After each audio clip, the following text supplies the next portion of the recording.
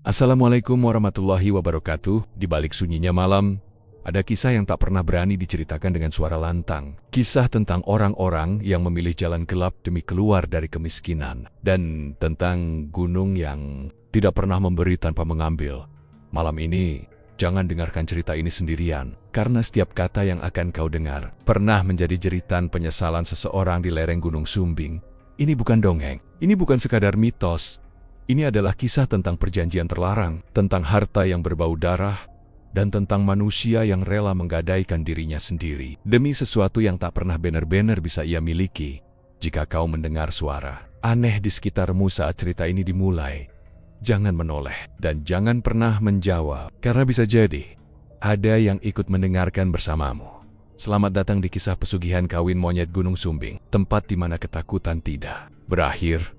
Bahkan setelah cerita ini selesai, namanya Pak Kiman, usianya hampir menyentuh kepala 5, tubuhnya kurus, kulitnya legam terbakar matahari. Seumur hidup, ia tak pernah jauh dari lereng Gunung Sumbing. Ladang kecil di belakang rumah reot itulah satu-satunya sumber penghidupan yang ia punya, dan itu pun tak pernah cukup.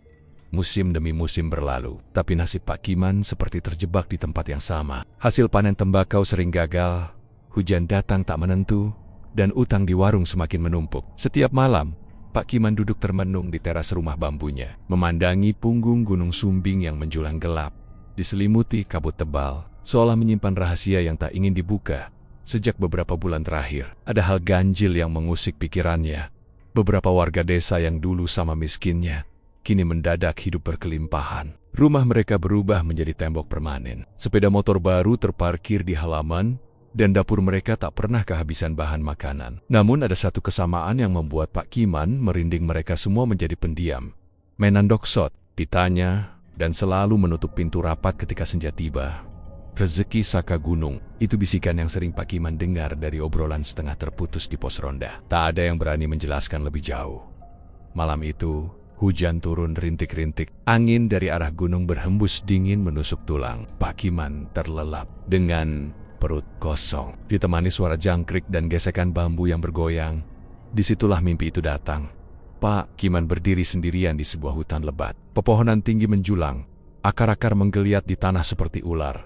Kabut tipis menyelimuti segalanya. Dari kayohan terdengar suara ranting patah, disusul tawa lirih, kasar, bukan tawa manusia. Lalu ia melihatnya, seekor monyet hitam besar, berdiri tegak di atas batu. Matanya merah menyala, menatap Pak Kiman tanpa berkedip. Mulutnya menyeringai, memperlihatkan jiji-jiji kekuningan. Makhluk itu mengangkat satu tangannya.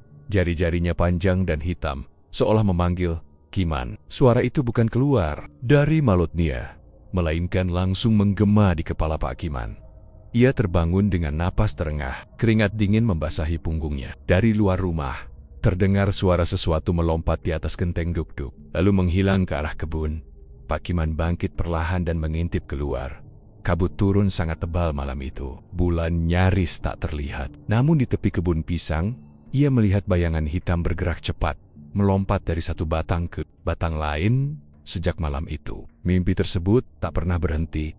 Setiap kali Pak Kiman memejamkan mata, monyet hitam itu selalu datang. Kadang berdiri di punggung Gunung Sumbing, kadang duduk di ambang pintu rumahnya, kadang hanya meninggalkan suara tawa yang membuat darahnya membeku. Anehnya, bersamaan dengan mimpi-mimpi itu, Pak Kiman mulai menemukan uang di tempat-tempat tak wajar. Di saku celana yang ia yakini kosong, di bawah bantal, di sudut dapur. Jumlahnya kecil, tapi cukup untuk membuatnya bertanya-tanya. "Gunung Niki, ngajak ngomong aku?" gumamnya suatu malam. Hatinya diliputi rasa takut sekaligus harapan. Pak Kiman tahu, Gunung Sumbing bukan gunung biasa. Sejak dulu, orang-orang tua percaya gunung itu dijaga makhluk halus, dan tak semua panggilan boleh dijawab. Namun ketika perut lapar dan utang menumpuk, suara hati sering kalah oleh bisikan yang datang dari kegelapan. Dan Pak Kiman belum sadar bahwa sejak mimpi pertama itu, ia sudah melangkah satu kaki ke dalam perjanjian yang tak pernah ia pahami. Sejak pagi itu, Pak Kiman tak lagi bisa memandang uang dengan perasaan yang sama. Setiap lembar yang ia pegang terasa dingin, seolah baru diangkat dari tanah kuburan. Namun kebutuhan hidup memaksa pikirannya berdamai dengan rasa takut. Ia utang di warung, membeli beras, dan memperbaiki atap rumah yang bocor. Warga desa terkejut melihat perubahan mendadak itu. Rezekina Pak Kiman saiki apik. Yo, bisik mereka. Pak Kiman hanya tersenyum tipis. Ia tak berani banyak bicara. Dalam hatinya, ada suara yang terus berbisik. Iki mong wiwitan ini baru permulaan. Namun perubahan itu tak datang sendirian. Setiap senja, tubuh Pak Kiman selalu gelisah. Tangannya gemetar tanpa sebab, telinganya seperti mendengar suara-suara lirih dari arah gunung. Kadang suara itu berupa tawa pendek. Kadang hanya gumaman yang membuat bulu kuduknya berdiri. Ia mulai memperhatikan sesuatu yang sebelumnya luput. Rumah-rumah warga yang kaya mendadak selalu tertutup rapat saat matahari condong ke barat. Tak ada. Anak-anak bermain di halaman mereka. Tak ada suara radio. Bahkan ayam pun tak berkeliaran di sekitar rumah-rumah itu. Suatu sore, Pak Kiman memberanikan diri mendatangi rumah Pak Sarmo, salah satu warga yang dulu paling miskin, namun kini hidup. Rumah Pak Sarmo sudah berubah jadi tembok bata. Dengan pagar besi tinggi, belum sempat Pak Kiman mengetuk, pintu itu terbuka sedikit. "Anak apa, Man?" Suara Pak Sarmo terdengar kaku. "Kulomong kepengin silaturahmi," jawab Pak Kiman pelan tatapan. Pak Sarmo berubah, matanya merah. Bukan karena marah, melainkan seperti kurang tidur bertahun-tahun. Ia menoleh ke belakang seolah memastikan tak ada yang menguping. "Ojo takon akeh-akeh," bisiknya. "Yen kau wis krunggu panggilan lui becik meneng." Pintu itu langsung ditutup. Pak Kiman berdiri terpaku. Dadanya sesak. Kata panggilan itu menghantam pikirannya lebih keras dari yang ia duga. Malamnya, Pak Kiman tak tahan lagi. Ia mendatangi Pak Wiryo, tetua desa yang dulu memperingatkannya. Rumah Pak Wiryo berada di ujung desa, paling dekat dengan jalur lama menuju Gunung Sumbing. Pak Wiryo menatap Pak Kiman lama sebelum berbicara. "Kowe wis ketemu sing jaga gunung yo?" tanyanya lirih. Pak Kiman terdiam, tenggorokannya tercekat. Ia hanya mengangguk pelan. Pak Wiryo menghela napas panjang, tangannya gemetar saat menyalakan rokok linting. "Gunung Sumbing iku dudu mang lemah lan watu," katanya. "Ana sing urip nang kono lan wis suwe ngogoleki pasangan." Kata pasangan membuat Pak Kiman merinding. Pak Wiryo melanjutkan, suaranya semakin pelan, seolah takut didengar dinding. Ia menceritakan tentang pesugihan kawin monyet, perjanjian lama yang hanya dilakukan orang-orang nekat, bukan pernikahan manusia, melainkan ikatan jiwa dengan penjaga gunung berwujud monyet tua, sing dikarep ke dudu awakmu, ucap Pak Wiryo. "Nanging, uripmu sakabeh." Pak Kiman bertanya bagaimana cara menolak panggilan itu.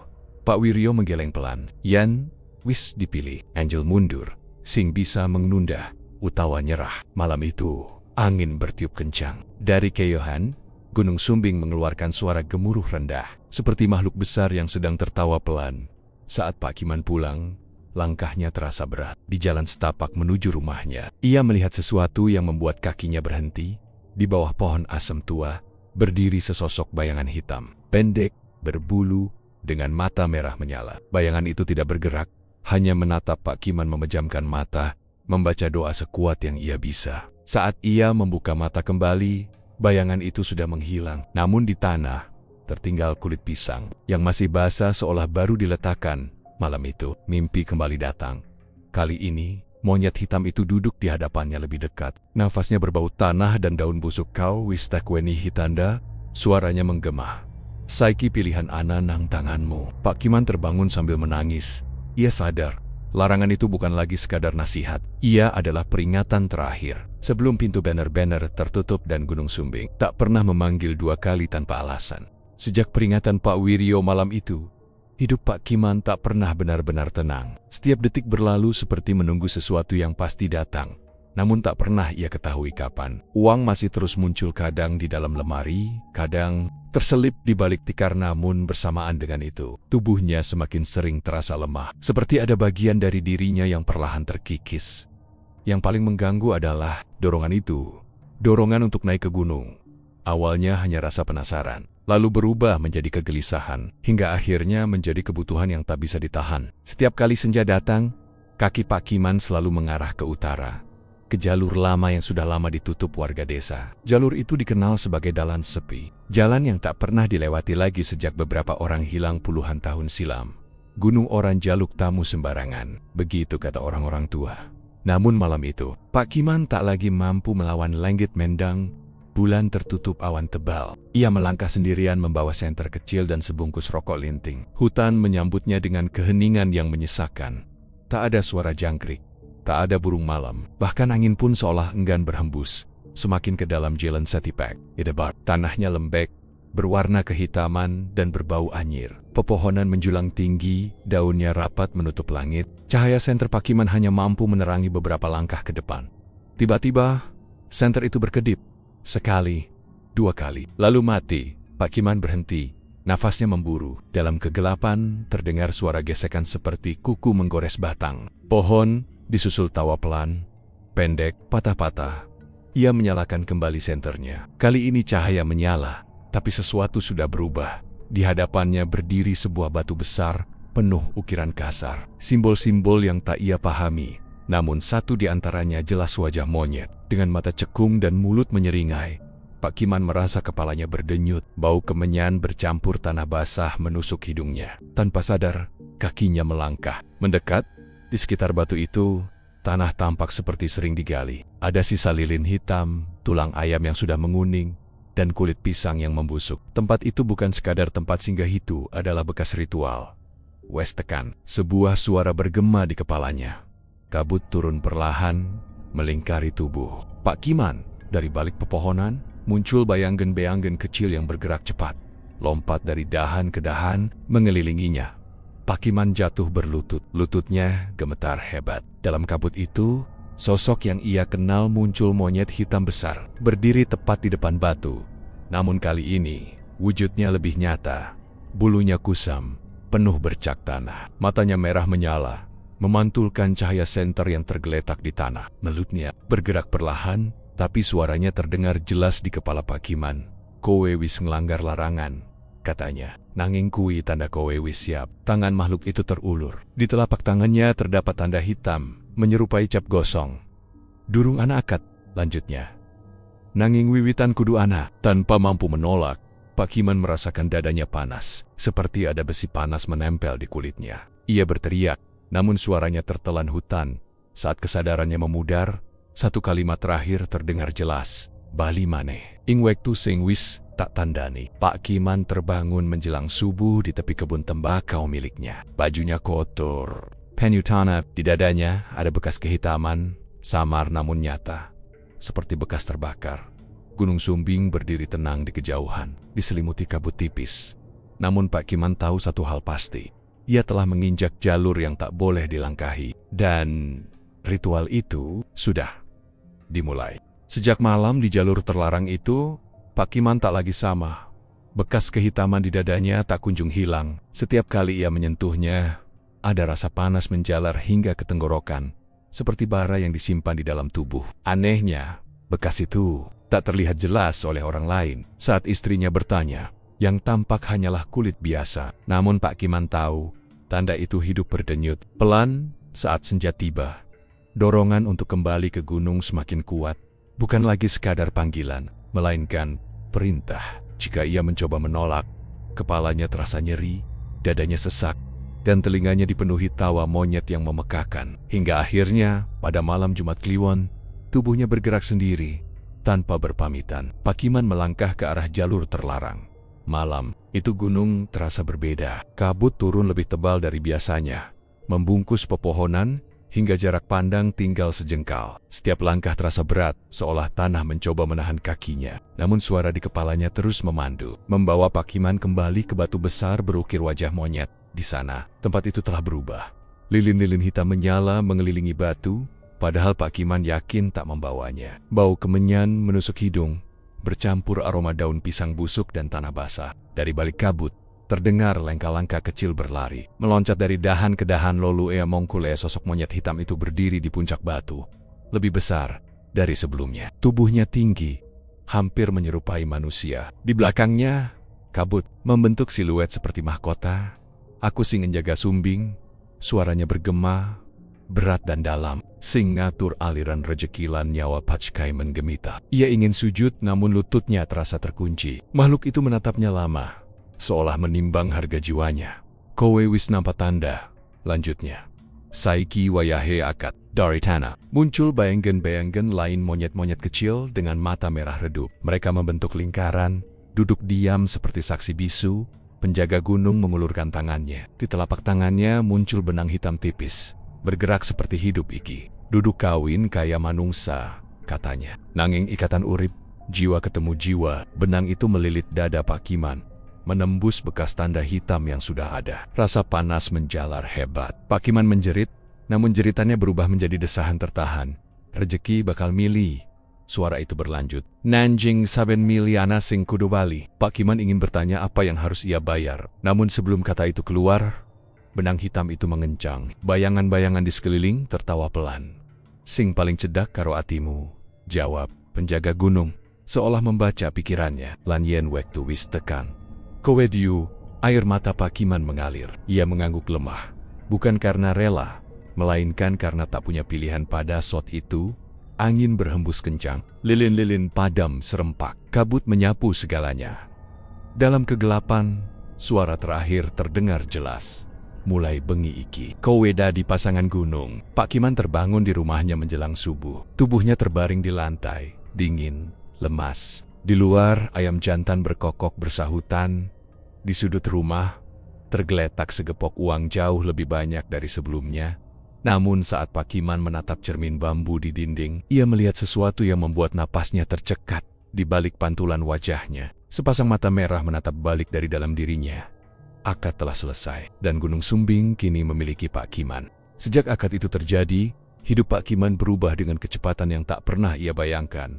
Uang datang hampir setiap hari. Bukan lagi lembaran kecil yang terselip sembarangan, melainkan jumlah besar yang muncul utuh di dalam karung beras, di bawah dipan, bahkan sekali waktu di dalam laci yang terkunci. Tak ada jejak siapapun masuk ke rumah, seolah harta itu memang muncul dari dalam tanah. Pak Kiman mulai memperbaiki rumah. Dinding bambu diganti papan, atap bocor ditambal seng baru. Istrinya tak banyak bertanya, hanya heran melihat perubahan. Suaminya yang kini jarang bicara dan lebih sering melamun menatap gunung. Namun perubahan terbesar bukan pada rumah, melainkan pada Pak Kiman sendiri. Ia mulai sulit tidur malam. Jikapun terlelap, ia terbangun menjelang dini hari dengan tubuh berkeringat dan napas berat. Tangannya sering gemetar tanpa sebab. Kuku-kukunya mengeras dan tumbuh lebih cepat dari biasanya. Kadang, tanpa sadar, ia mencium bau tanah basah yang sangat kuat. Padahal lantai rumah kering, yang paling mengganggu adalah dorongan untuk menyendiri. Pak Kiman tak lagi betah berada di tengah orang banyak. Suara manusia terasa terlalu bising. Sebaliknya, suara jangkrik, desir daun, dan gesekan ranting justru membuatnya tenang. Beberapa kali istrinya mendapati Pak Kiman duduk di belakang rumah, jongkok lama di dekat kebun pisang, menatap kosong ke kegelapan. "Pak, enggopo kok koeung?" tanya istrinya suatu malam. Pak Kiman menoleh pelan. Tatapannya kosong, terlalu dalam. "Ora op," jawabnya singkat. Namun istrinya melihat sesuatu yang membuat dadanya dingin mata. Pak Kiman memantulkan cahaya merah samar saat terkena lampu minyak. Desa mulai berbisik.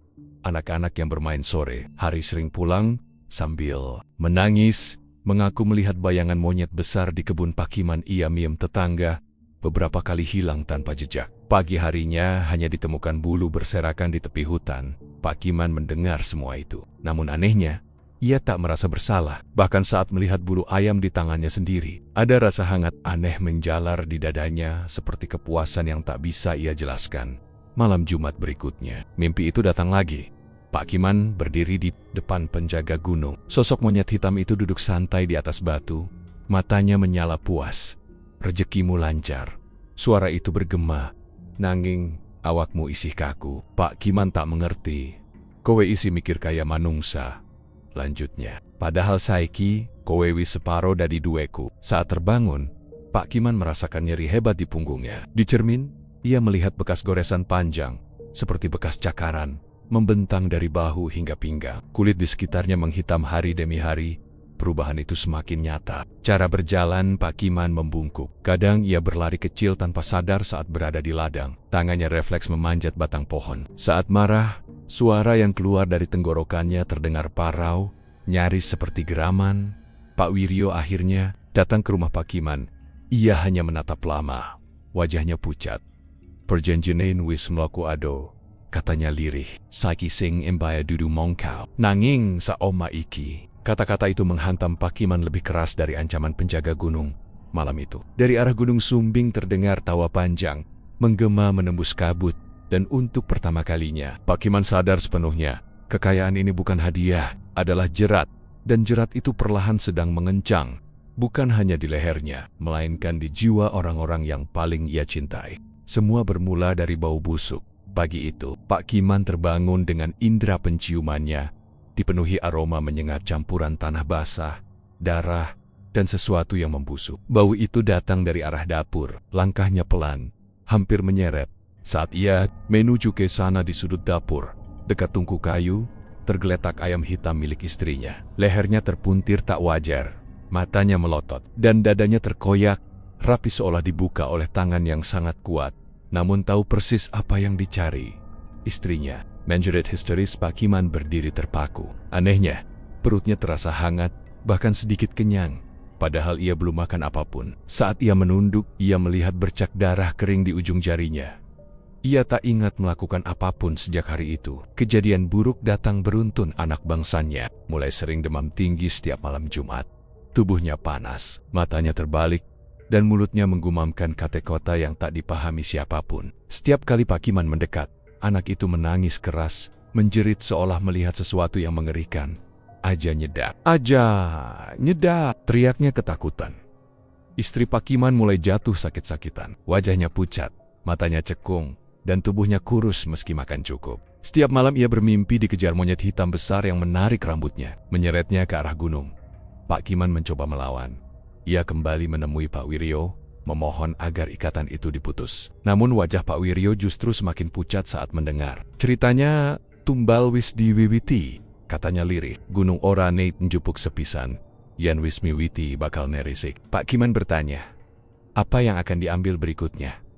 Pak Wiryo terdiam lama sebelum menjawab. Sing paling ringkih, sing paling cedak karo atimu. Malam itu, hujan turun deras. Angin dari arah Gunung Sumbing mengamuk, membuat pohon-pohon meliuk tak wajar. Di tengah hujan, Pak Kiman mendengar suara tawa yang kini tak asing lagi, keras, panjang, penuh kepuasan. Ia terjatuh berlutut di lantai rumah. Cukup, aku sing jaluk, isaknya, ojo keluargaku. Namun jawabannya datang dari dalam kepalanya sendiri. Kowe wis sarujuk, suara penjaga gunung bergema, tumbal pisan mong pambuka. Sekejap kemudian Pak Kiman kehilangan kesadaran, terbangun di lereng Gunung Sumbing. Tubuhnya basah oleh hujan dan lumpur. Di hadapannya tergeletak seekor kambing hutan yang sudah mati. Tubuhnya koyak, darahnya mengalir ke tanah. Di mulut Pak Kiman terasa rasa besi. Ia muntah hebat. Tangisnya pecah. Kini ia mengerti tubuhnya bukan lagi miliknya sepenuhnya. Ada sesuatu yang mengambil alih saat ia lengah. Keesokan paginya, kabar buruk menyebar di desa. Seorang tetangga yang rumahnya dekat ladang Pak Kiman ditemukan meninggal mendadak. Wajahnya pucat membiru, lehernya memar seperti dicekik. Takeda. Saksi, tak ada suara teriakan semalam. Pak Kiman gemetar mendengar kabar itu. Dadanya berdenyut panas, seolah ada sesuatu yang menikmati ketakutannya. Gunung Sumbing tertutup kabut tebal hari itu. Burung-burung tak terbang. Desa sunyi seperti menahan napas. Pak Kiman sadar satu hal yang paling mengerikan. Tumbal pertama hanyalah awal, dan penjaga gunung dalam hidup. Sejak kematian tetangga itu, Pak Kiman hidup dalam ketakutan yang tak pernah ia kenal sebelumnya. Setiap suara malam membuat tubuhnya menegang. Setiap bayangan di sudut rumah terasa seperti mata yang mengawasinya. Ia tak lagi berani tidur lelap. Jika ia tertidur, ia takut terbangun dengan darah di tangannya sendiri. Istrinya semakin sering sakit. Nafasnya pendek, tubuhnya menggigil meski udara tidak dingin. Anak bungsunya tak lagi mau menyebut nama ayahnya. Setiap kali Pak Kiman mendekat, anak itu bersembunyi di balik ibunya, menangis ketakutan sambil menunjuk wajah Pak Kiman. Duduk. Bapak, duduk bapak, gumamnya lirih. Kalimat itu menghantam hati Pak Kiman lebih keras daripada ancaman penjaga gunung. Disitulah tekadnya tumbuh. Ia harus melawan, apapun risikonya. Pak Kiman kembali mendatangi Pak Wiryo Koli ini Denggen. Tubuh gemetar dan mata sembab. Ia bersujud di depan tetua desa itu, memohon agar ada cara memutus perjanjian gaib yang telah mengikat jiwanya. Pak Wiryo terdiam lama. Ia menatap Gunung Sumbing yang berdiri muram di kejauhan. Ana siji cara, katanya akhirnya, nanging ora tau ana sing slamet sawise nyoba. Pak Kiman mengangguk tanpa ragu. Ia diberi petunjuk untuk melakukan ritual penolakan, bukan untuk memutus ikatan, melainkan untuk menantang penjaga gunung. Ritual itu harus dilakukan di tempat akad pertama, tepat saat gunung berada di puncak, sunyi, ketika alam paling mudah tersinggung. Malam itu, Pak Kiman berangkat sendirian.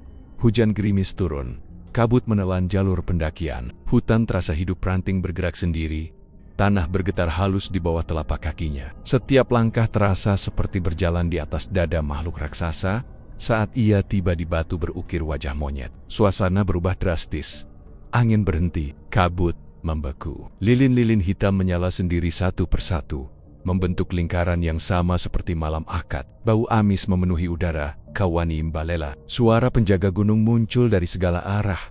Sosok monyet hitam itu perlahan keluar dari kabut. Kali ini wujudnya lebih mengerikan, tubuhnya lebih tinggi, matanya menyala terang, dan di punggungnya terlihat bayangan wajah manusia yang merintih.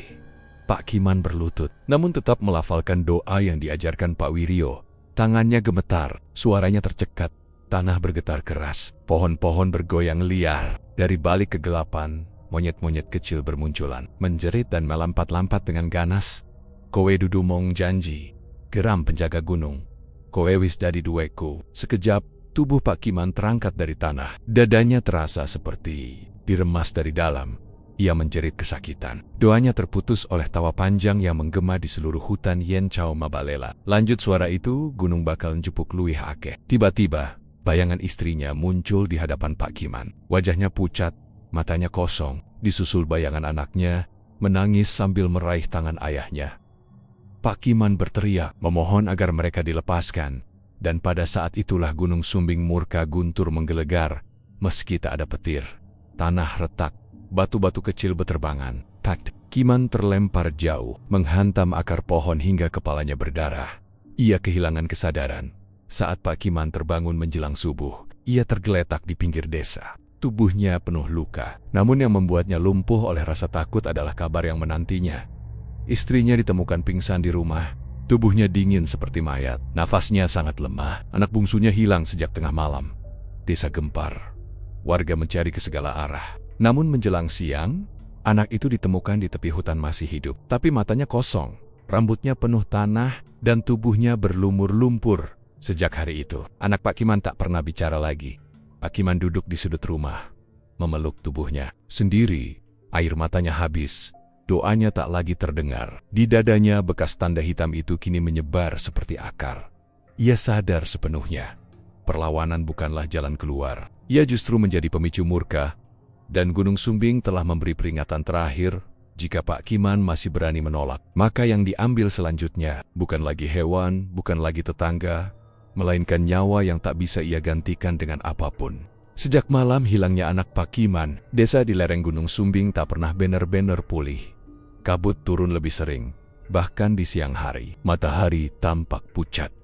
Seolah cahayanya disaring sesuatu yang tak kasat mata. Tanaman warga layu tanpa sebab, air sumur berbau tanah busuk, dan ternak sering ditemukan mati dengan luka aneh, dada terkoyak, leher terpuntir, persis seperti yang pertama kali terjadi di rumah Pak Kiman. Warga mulai takut menyebut nama gunung. Setiap sore, pintu-pintu rumah ditutup rapat. Pos ronda kosong. Tak ada lagi orang yang berani keluar setelah azan maghrib. Desa yang dulu sederhana kini terasa seperti kuburan hidup sunyi, menekan, dan penuh kecurigaan. Semua mata diam-diam mengarah pada satu rumah. Rumah Pak Kiman. Istrinya terbaring lemah. Nafasnya hanya naik turun tipis, seperti lilin yang hampir padam. Anak bungsunya duduk diam di sudut ruangan, memeluk lutut, menatap kosong ke lantai tanah. Ia Tek Baikara. Tak menangis, tak bereaksi kecuali satu hal. Setiap kali malam tiba, anak itu akan menoleh ke arah jendela dan tersenyum kecil. Senyum yang bukan milik anak kecil. Pak Kiman sering terbangun tengah malam, mendapati dirinya sudah berada di luar rumah jongkok di dekat kebun pisang. Tangannya kotor oleh tanah, kukunya dipenuhi darah kering. Ia tak ingat bagaimana bisa sampai di sana. Namun dari hutan, selalu terdengar suara tawa pendek, penuh kepuasan. Wis cedak, bisikan itu datang dari dalam kepalanya. Wektumu meh rampung. Pak Kiman mulai kehilangan kendali atas tubuhnya sendiri.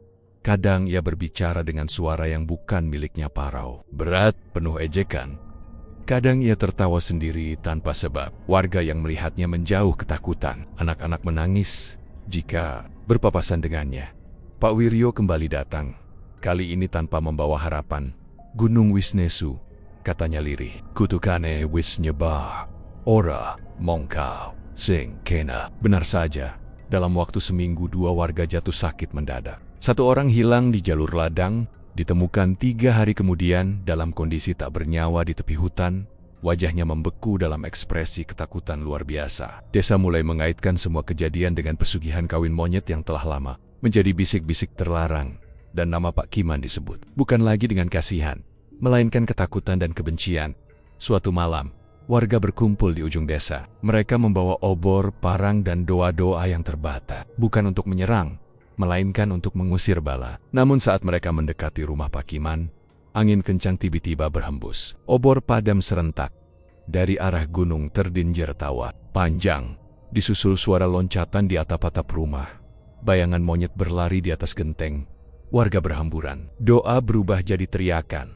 Di tengah kekacauan itu, Pak Kiman berdiri di halaman rumahnya. Tubuhnya membungkuk, matanya merah menyala. Semar dari dadanya, bekas tanda hitam kini menjalar ke leher dan lengan, membentuk pola seperti urat hidup.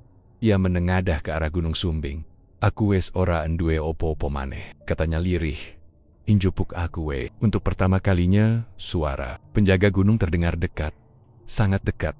"Yen kowe mati saiki," jawab suara itu. "Kutukan ora rampung." Pak Kiman tersentak. "Perjanjenan kudu diwarisake," lanjutnya. "Rejeki ora kena mandek." Saat itu Pak Kiman memahami kebenaran paling kejam. Ia bukan hanya korban, ia adalah jembatan. Kutukan ini tak berhenti pada kematiannya. Ia harus diteruskan, dipindahkan, diwariskan, agar gunung tetap memberi dan tetap mengambil. Malam itu, anak Pak Kiman berdiri untuk pertama kalinya sejak berhari-hari. Ia berjalan ke arah ayahnya, menatapnya dengan mata kosong di bolik mata. Anak itu, Pak Kiman melihat pantulan yang membuat jiwanya runtuh. Mata merah yang sama, Pak Kiman menangis tanpa suara. Tangannya gemetar hebat. Ia memeluk anaknya erat, seperti ingin menyatu dan menghilang bersama. Di kejauhan, Gunung Sumbing tertutup kabut pekat. Puncaknya tak terlihat, seolah telah menelan langit. Pak Kiman tahu, akhir sudah dekat. Bukan akhir yang membebaskan, melainkan akhir yang menentukan siapa yang akan menjadi penerus kutukan. Dan malam itu, Gunung Sumbing menunggu jawabannya. Malam itu, desa benar-benar tenggelam dalam keheningan yang tak wajar. Tak ada suara jangkrik, tak ada anjing menggonggong. Bahkan angin pun seolah enggan berembus. Gunung Sumbing berdiri seperti bayangan raksasa yang menelan langit. Puncaknya hilang di balik kabut pekat yang menggulung perlahan ke arah pemukiman. Di dalam rumahnya, Pak Kiman duduk bersila di lantai tanah. Di hadapannya, anak bungsunya tertidur lelap tidur yang terlalu tenang untuk ukuran seorang anak yang jiwanya telah diguncang ketakutan. Di Sadet Lane, istrinya terbaring lemah, nafasnya tinggal hitungan. Pak Kiman menatap mereka satu persatu. Untuk pertama kalinya sejak semua ini dimulai, ia melihat dengan jelas apa yang telah ia hancurkan. Bukan hanya dirinya, melainkan semua yang ia cintai. Dari luar rumah, terdengar langkah kaki berat mendekat. Bukan langkah manusia. Tanah bergetar pelan, seirama dengan denyut panas di dada Pak Kiman. Bekas tanda hitam itu kini menyebar seperti akar, menjalar ke leher dan rahangnya. "Kowe, wes sayap." Suara penjaga gunung terdengar sangat dekat, seolah berdiri tepat di belakangnya. Pak Kiman menutup mata, air mata jatuh membasahi tanah. "Aku wes ngerti," katanya lirih. "Aku iki mung dalan." Dalam sekejap, rumah itu lenyap dari pandangannya. Pak Kiman kembali berdiri di tempat pertama kali akad terjadi. Batu besar berukir wajah monyet. Malam lebih gelap dari sebelumnya. Langit berputar pelan, dan bayangan-bayangan monyet mengelilinginya. Diam seperti penonton upacara pemakaman. Penjaga gunung muncul dengan wujud paling mengerikan.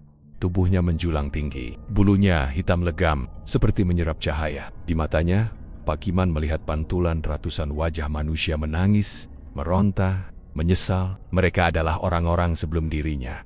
"Kowe ngerti aturane?" Suara itu menggema. "Rejeki kudu terus mili. Ikatan kudu ana sing narisik."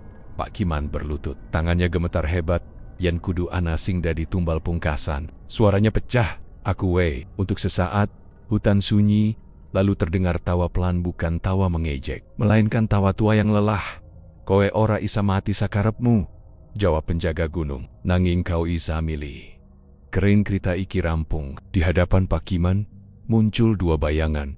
Yang pertama adalah bayangan anaknya kecil, polos, namun dengan mata merah menyala samar. Yang kedua adalah bayangan dirinya sendiri membungkuk, setengah manusia, setengah makhluk gunung.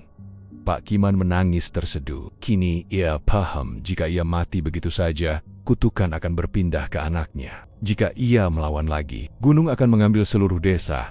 Maka Pak Kiman memilih jalan ketiga. Ia berdiri tertatih, lalu melangkah mendekati penjaga gunung. Dengan sisa kesadaran yang ia miliki, ia membuka dadanya sendiri tepat di tempat tanda. Hitam itu berdenyut, "Aku ora bakal ninggalake warisan," katanya tegas meski tubuhnya gemetar. "Aku bakal dadi warisan kui." Penjaga gunung terdiam. Untuk pertama kalinya, sorot matanya berubah bukan marah, melainkan terkejut. Pak Kiman mengucapkan doa yang sudah lama ia simpan di hatinya. Doa sederhana yang diajarkan ibunya saat kecil. Doa yang tak pernah ia ucapkan sejak ia memilih jalan gelap. Tanah bergetar keras, kabut berputar liar, bayangan-bayangan menjerit. Dengan satu teriakan terakhir, Pak Kiman menyerahkan seluruh jiwanya. Bukan sebagai pasangan, bukan sebagai penerus, melainkan sebagai penjaga pengganti. Cahaya gelap menyambar, dunia runtuh. Pagi harinya, desa diguncang kabar mengejutkan. Pak Kiman menghilang. Tak ada jasad, tak ada darah. Rumahnya kosong. Istrinya perlahan membaik. Anak bungsunya mulai berbicara kembali meski sering terdiam lama menatap gunung dengan wajah kosong. Anehnya, sejak hari itu, kutukan berhenti. Tak ada lagi ternak mati. Tak ada lagi orang hilang. Kabut perlahan berkurang. Gunung Sumbing kembali tampak seperti gunung biasa, sunyi, agung, dan diam. Namun orang-orang tua desa tahu satu hal. Setiap malam tertentu, saat kabut turun perlahan, dari arah jalur terlarang, terdengar langkah kaki berat. Disusul suara tawa rendah yang ditahan, bukan tawa monyet, bukan tawa manusia, melainkan tawa sesuatu yang kini menjaga perjanjian agar tak pernah terjadi lagi. Pak Kiman tak pernah pulang, namun Gunung Sumbing tak pernah lagi meminta tumbal. Dan di sanalah kisah ini berakhir, bukan sebagai legenda, kekayaan, melainkan peringatan. Tidak semua rezeki boleh dijemput, karena ada harga yang bahkan nyawa pun tak cukup untuk membayarnya.